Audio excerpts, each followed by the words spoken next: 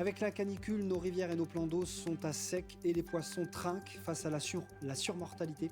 Les fédérations multiplient les opérations de pêche de sauvegarde, illustration dans les Landes.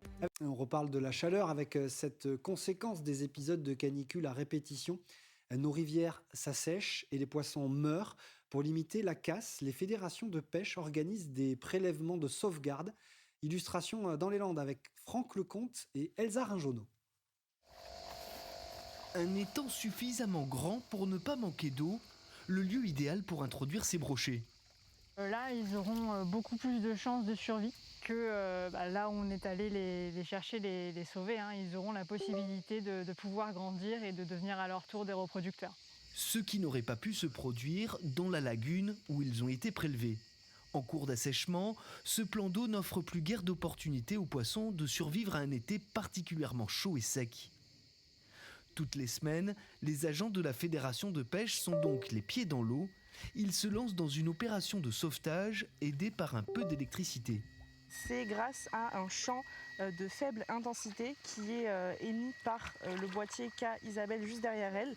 Ce champ va va arriver jusqu'à la note que vous voyez, ce cercle-là. Et les poissons vont donc être attirés par ce champ. Et ensuite, Christophe pourra les prélever avec les épuisettes. Il faut maintenant faire vite et relâcher avant qu'ils ne s'épuisent les brochets dans un étang. Mais avant cela, il est nécessaire de les mesurer. 125. Là, on n'a que des petits, mais on peut aussi avoir des très gros. Et c'est pour nous avoir une référence, en fait, savoir à quelle taille moyenne on était sur une autre station par rapport à celle qu'on est en train de faire maintenant. Voir si ici, ils ont grandi plus rapidement ou pas par rapport à l'autre station. Pourquoi ? Est-ce que l'eau était plus chaude ? Est-ce qu'il y avait plus à manger, etc., etc. Depuis 2014, ces opérations sont menées pour préserver le brochet aquitain.